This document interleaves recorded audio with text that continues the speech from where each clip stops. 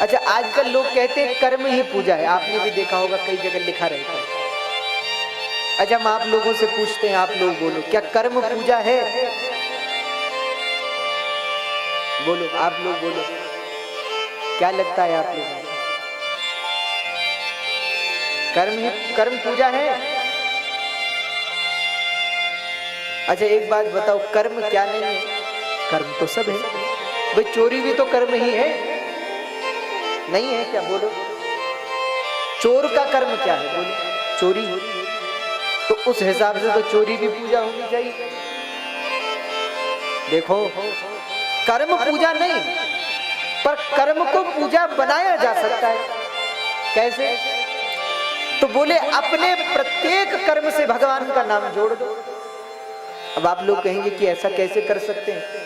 अच्छा, आप लोग माता, और इस कलिकाल में तो स्मरण की ही, नाम की ही महिमा है, भजन की ही महिमा है। अच्छा, सतयुग त्रेता द्वापर तो आप लोग कहेंगे कि पुरानी बात है, उस समय के लोग धर्मात्मा के मारे कलयुग में कठिन है, लेकिन कलयुग में भी ऐसे भक्त हुए जिन्होंने अपने कर्म को पूजा बना दिया। एक भगवान के बहुत अच्छे भक्त हुए, बहुत ध्यान से सुनिएगा, उनका नाम था चतुर्भुज दास, कुंभन दास, उनका नाम था कुंभन दास। भगवान के बड़े भक्त थे, दिन रात भगवान का स्मरण करते थे, भगवान का चिंतन करते थे। और कहते, किसान थे, खेत में हल लगाते थे, और जब खेत में हल लगाते थे तो साक्षात द्वारिकाधीश भगवान उनके पीछे पीछे चलते। बोलो, और कैसे चलते थे आप जानते हो? जैसे कुंभन दास जी ने बैल जोते हुए हैं और हल लगाया हुआ, हल पकड़ा है और हल लगा रहे हैं, और पीछे तीन लोक के नाथ साक्षात भगवान श्री कृष्ण अपने पीतांबर में, पीतांबर की झोली बनाई हुई है और उस झोली में बीज भरे हुए हैं भगवान, और आगे कुंभन दास जी हल लगा रहे हैं और पीछे भगवान बीज बो रहे हैं। ऐसे उनके साथ चलते। इस कलयुग की बात है, कोई 1000-2000 साल पुरानी बात नहीं है, भक्ति काल की बात, इस कलिकाल की बात है, इस कलयुग की बात है। और भगवान सदा कुंभन दास जी के पीछे पीछे चलते थे। हाँ। और जब कुंभन दास जी थक जाते तो भगवान उसी पीतांबर से उनको हवा करते। और कुंभन दास जी क्या करते? बोले, आगे हल चला रहे हैं और साथ में भगवान के भजन गा रहे हैं, और भगवान भी नाच भी रहे हैं और बीज भी बो रहे हैं और चल रहे हैं। बोलो भैया, भगवान तो कहते, अहम भक्त पराधीन, मैं भक्त के अधीन। जैसा भक्त कहता है वैसा हो जाता। और देखो, श्री तुलसीदास जी महाराज रामचरितमानस में कहते हैं, 4 युग है ना, सतयुग, त्रेता, द्वापर और कलयुग। चारों युगों की अलग अलग महिमा है। सतयुग में तप प्रधान था। सतयुग में अगर लोगों को भगवान के दर्शन करना है तो लोग तपस्या करते थे, तप करते थे। तुलसी जी बड़ा सुंदर मानस में कहते, मानस में वर्णन करते हैं।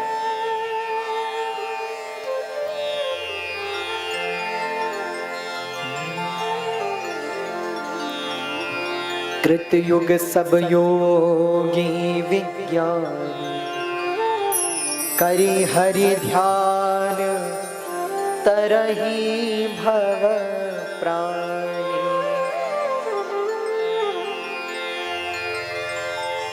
कृतयुग सब योगी विज्ञानी,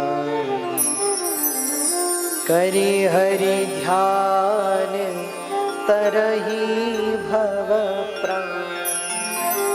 सतयुग में लोग तपस्या करते थे, और 1-2 वर्षों की तपस्या नहीं, कितनी तपस्या करते थे? बोले कई हजार वर्षों तक तपस्या करते थे। और तब भी भगवान का मिलना असंभव था। कई बार मिलते थे, कई बार नहीं मिलते। तो सतयुग बीता, फिर आ गया त्रेता, और जो आया त्रेता, तो त्रेता में भगवान ने थोड़ा कम कर दिया। भगवान ने कहा, भाई अब लोगों में उतनी सामर्थ्यता नहीं रही, थोड़ा सरल, तो सरल हो गया। तो भगवान ने क्या कह दिया? अब त्रेता में क्या होता था? तो त्रेता विविध यज्ञ नर करहि, बड़े बड़े यज्ञ लोग करते थे, राजा लोग, और जब बड़े बड़े यज्ञ करते थे तो भगवान दर्शन देते, भगवान मिल जाते थे। अच्छा, फिर आया द्वापर तो भगवान ने और कम कर दिया। भगवान ने कहा भाई यज्ञ करना भी थोड़ा कठिन काम है, तो द्वापर करी रघुपति पद पूजा, द्वापर करी रघुपति पद पूजा, द्वापर करी रघुपति पद पूजा, द्वापर करी रघुपति पद पूजा, नर भव तरहि उपाय दूजा,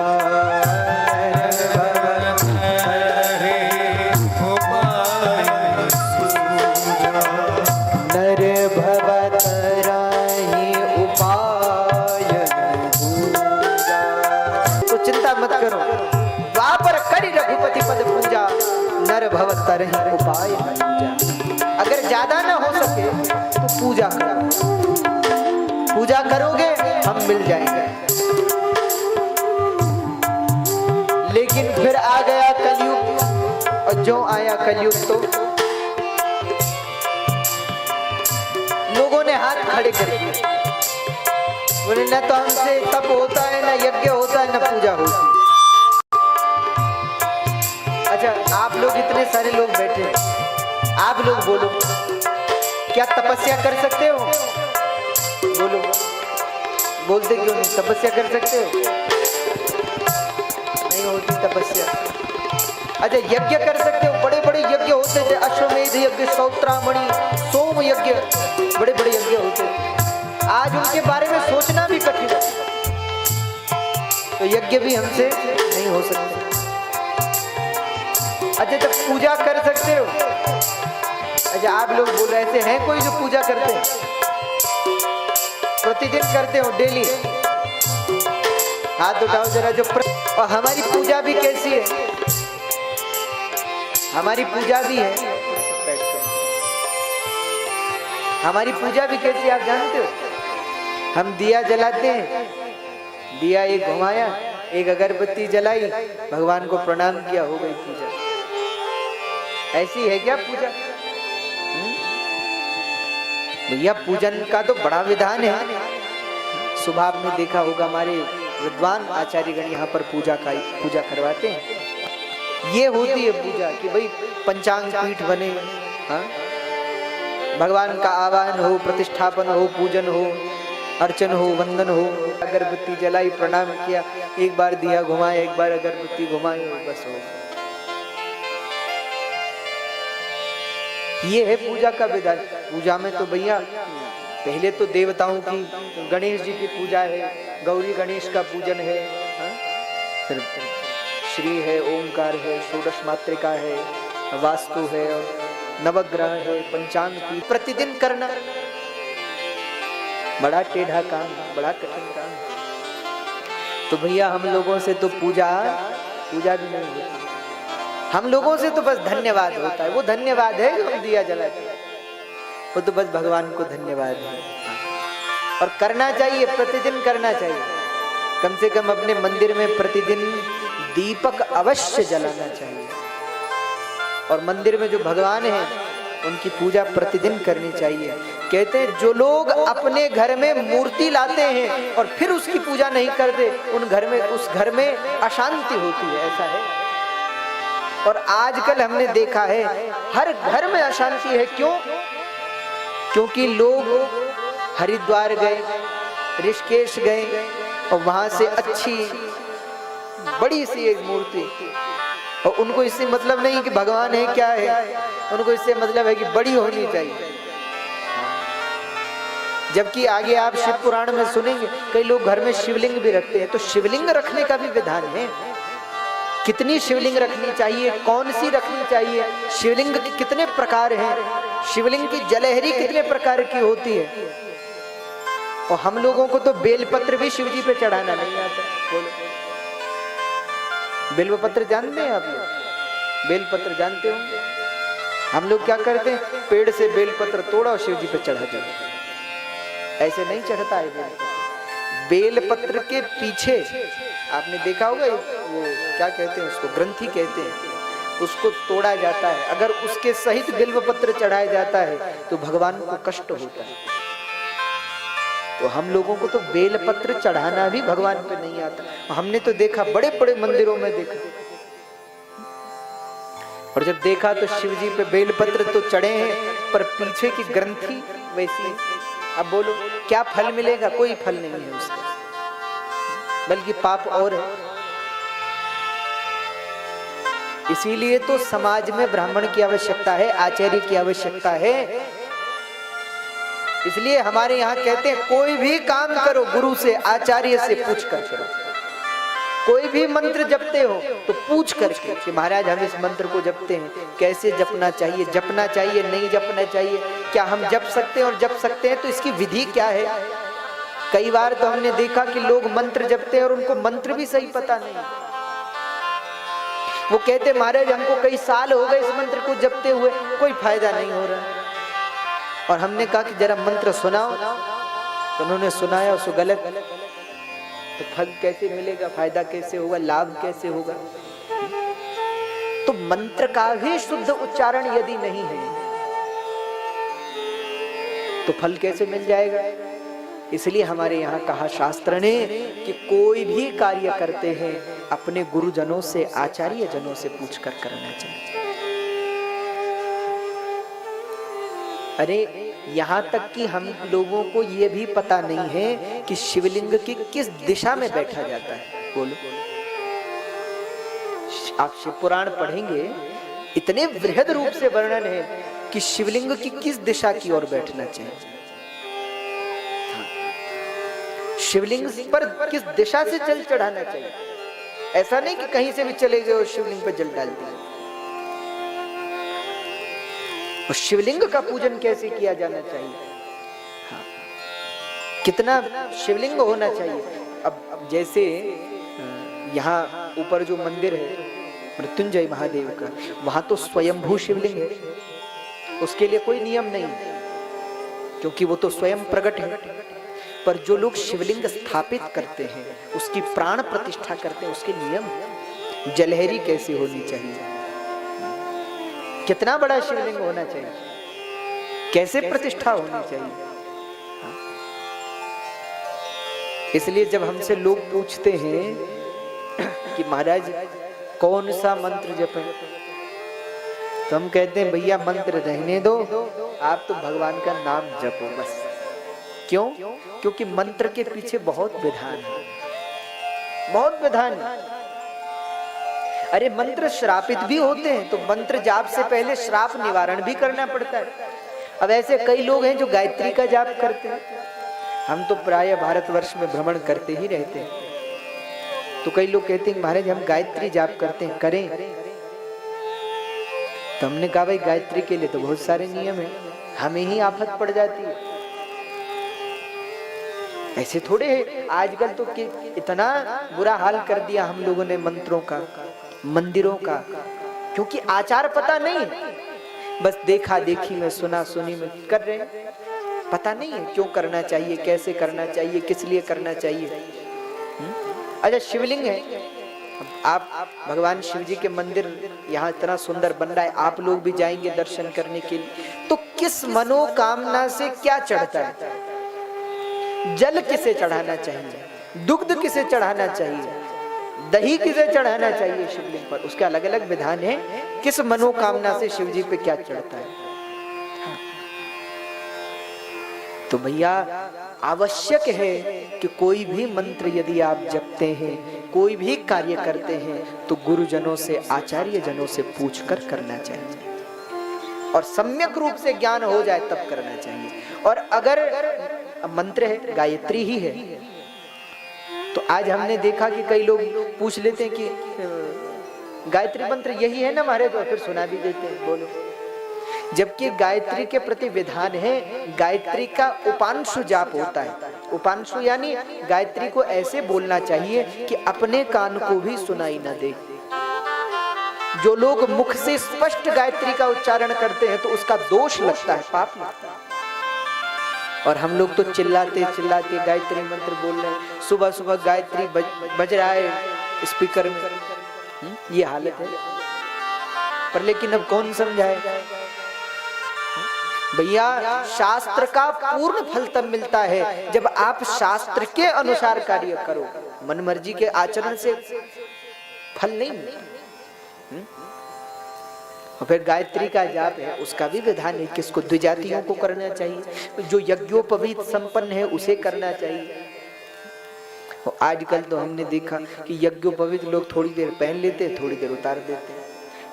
यज्ञोपवीत उतारने का भी पाप है, जो यज्ञोपवीत धारण करने के बाद यज्ञोपवीत उतारता है उसका प्रायश्चित 24 लाख गायत्री से होता है। ये विधान है। बोलो, यदि अनावश्यक आप वस्त्र बदल रहे हैं और वो यज्ञोपवीत उतर जाए वो अलग है, पर यदि आप जानबूझकर यज्ञोपवीत पहनने के बाद, धारण के बाद उसे उतारते हैं तो क्या होता है, जो पाप लगता है उस पाप का निवारण कब होगा, जब 24 लाख गायत्री का जाप होगा, यानी जब एक पुरुष चरण गायत्री का होगा तब उसका निवारण है। इतने विधान है शास्त्र में। फिर गायत्री का जाप है तो गायत्री को भी 3 श्राप है, ब्रह्मा जी का, वशिष्ठ जी का और विश्वामित्र जी का, 3 श्राप है। इसलिए जब संध्या करते हैं तो गायत्री के जाप से पहले कहा जाता है, शाप युक्ता तु गायत्री सफलान कदाचन शाप दुरिता सातु भुक्ति मुक्ति फल प्रदा। जो लोग शाप से युक्त गायत्री का जाप करते हैं उस गायत्री जाप का कोई फल नहीं मिलता। इसलिए गायत्री के श्राप निवारण के बाद गायत्री का जाप करना चाहिए।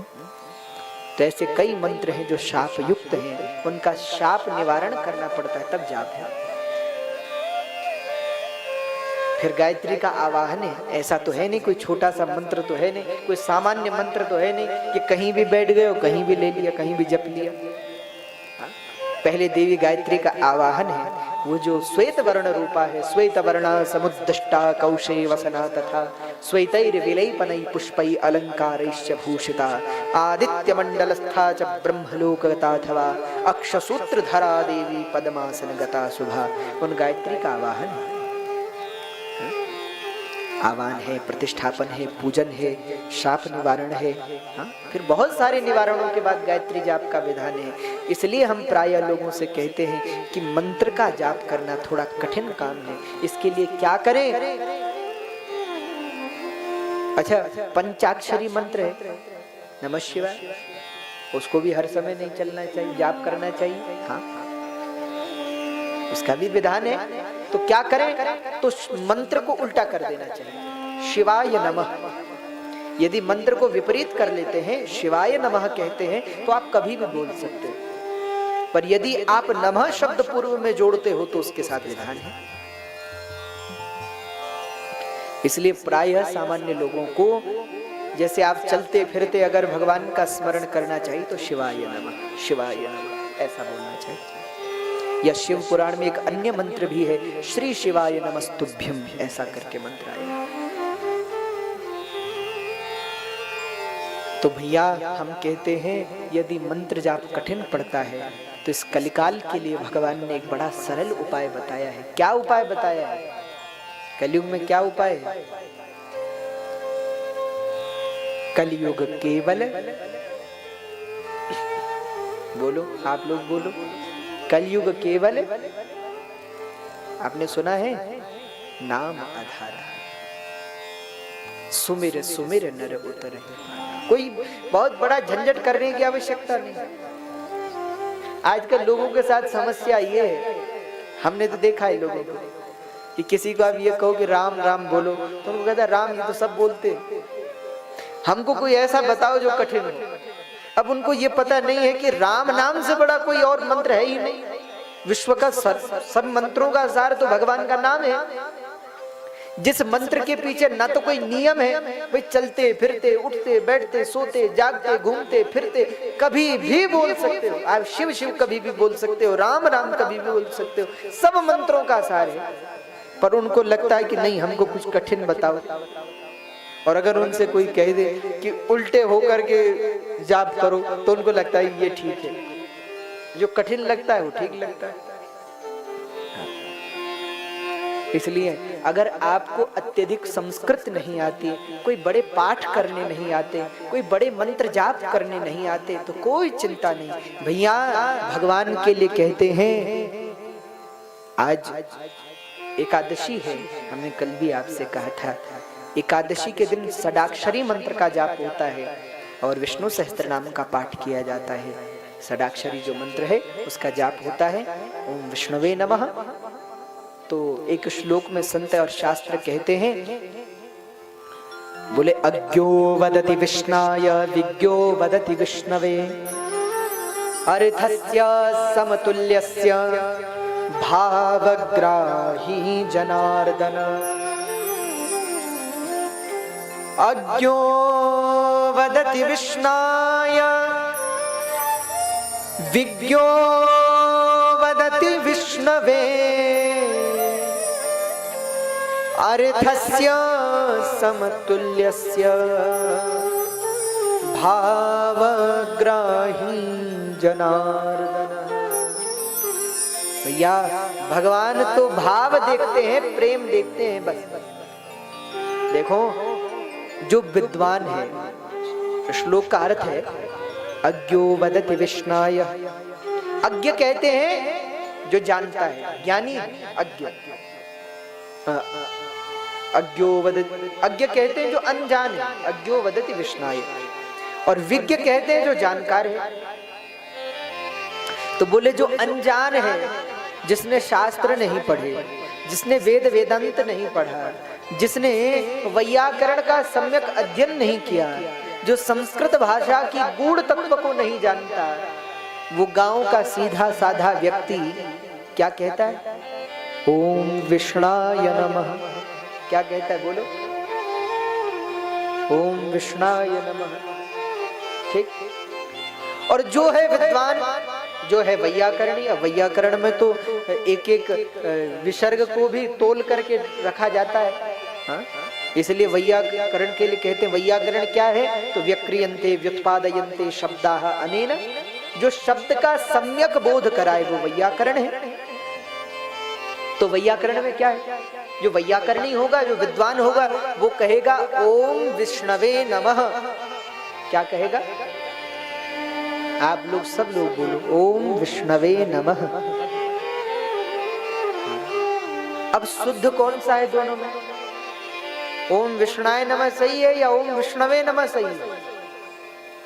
तो ओम विष्णवे नमः सही है, ओम विष्णाय नमः गलत है।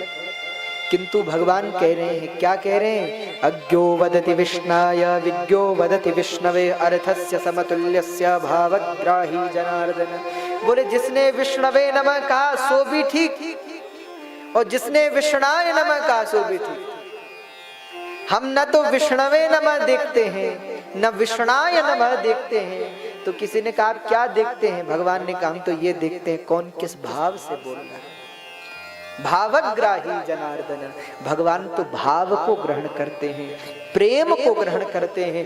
भैया अगर कोई व्यक्ति भगवान को हीरा मोती सोना चांदी चढ़ाए और एक व्यक्ति भाव से भगवान को एक फूल मात्र चढ़ाए, तो भगवान को वो फूल ज्यादा प्रिय। हाँ। तो भैया भगवान तो भाव के भूखे, प्रेम के भूखे। बड़ी बात यह नहीं है कि आप भगवान को कितना दे रहे हैं, बड़ी बात यह है कि आप कितने में से दे रहे हैं। हाँ? अब मान लीजिए जो व्यक्ति दिन भर में मात्र 100 रुपए कमा रहा है और वो भगवान को 10 रुपए अर्पित कर रहा है, और एक व्यक्ति है जो दिन में 1 लाख रुपए कमा रहा है और वो दिन में भगवान को 100 रुपए अर्पित कर रहा है, तो दोनों में से बड़ा कौन हुआ बोलो? भैया भगवान तो भाव देखते हैं, प्रेम देखते हैं। आपके पास जो है वो भगवान को अर्पित करो। हमने कल देखा, कल हम भगवान का पूजन कर रहे थे। सुबह पूजन करते, वैसे तो जो हमारे लिए भोजन बनाते हैं वो भगवान के लिए पुष्प इत्यादि लेकर के आ जाते हैं, सुबह पूजन के लिए चाहिए होते हैं। कौन एक सज्जन आए तो खूब सारे भगवान के लिए पुष्प लेकर के आए। हाँ। तो हमको बहुत अच्छा लगा। देखो ये भक्ति है, प्रेम है। धन बड़ा नहीं है, संपत्ति बड़ी नहीं है, भाव बड़ा है। आप किस भाव से आ रहे हो? यदि आप यहाँ से प्रेम से जाते हो, भाव से जाते हो और एक फूल लेकर के भगवान मृत्युंजय महादेव को अर्पित कर देते हो, भगवान प्रसन्न हो जाए। आप यहाँ देखिए कि समिति के कई कार्यकर्ता है। ऐसी बारिश में, बारिश भी हो रही है, मौसम भी खराब है, ऊपर भी पंचकुंडीय महायज्ञ चल रहा है, यहाँ कथा चल रही है, सुबह पूजन हो रहा है, ऊपर भी दौड़ रहे हैं, नीचे भी दौड़ रहे हैं, भाग भी रहे हैं, बारिश में भी भीग रहे हैं, व्यवस्था खराब हो रही उसे भी संभाल रहे हैं। तो ये भाव ही तो है। और हम सबसे कहते हैं भैया यदि आपके पास धन है तो धन से सेवा करो, आपके पास मन है तो मन से सेवा करो, तन है तो तन से सेवा करो। अरे आपके पास धन नहीं है तो ऐसा थोड़े कि सेवा नहीं कर सकते। आप किसी काम में यहाँ हाथ बटा दीजिए, कोई सेवा कर दीजिए।